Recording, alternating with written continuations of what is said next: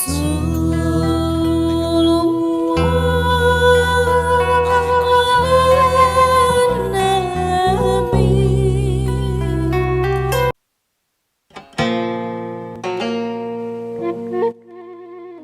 siraman mangrupa prosesi tina runtuyan pernikahan adat Jawa.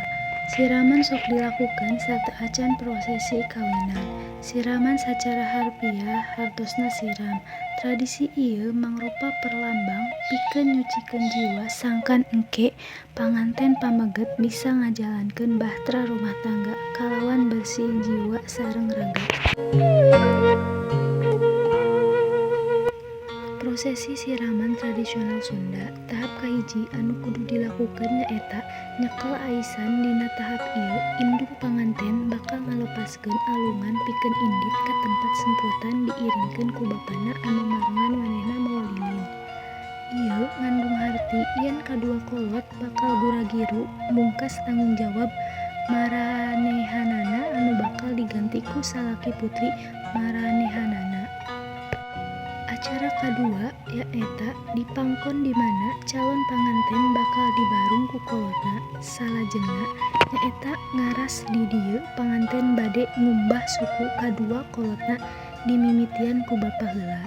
Saenggeus ngumbah suku, calon panganten bakal diolesan atawa disemprot ku minyak wangi. Di dieu tersirat hareupan yen putri bakal terus mawa ngaran alus kulawarga. Teras calon panganten oge kedah ngalungkeun 7 lembar lawon anu nyumponan pamenta supados calon panganten salamina dipasihan kasabaran, kasehatan, tawa, katabahan, iman anu kuat sareng salawasna istiqomah dina ngalaksanakeun agama. Sanggeus eta asup kana acara utama nyaeta siraman. Kawas pancuran adat Jawa, di dieu calon panganten oge bakal disiram ku cai anu geus disiram kembang setaman.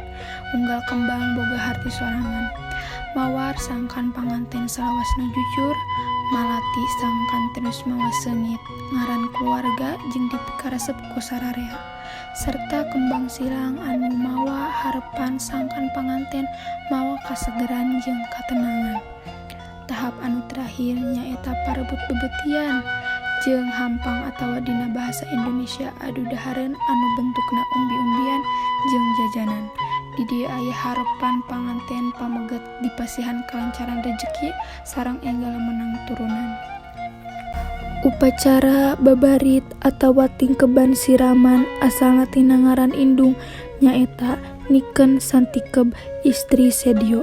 Duanana gaduh salapan barudak, tapi salapan barudak teu narajang saha panjang umur.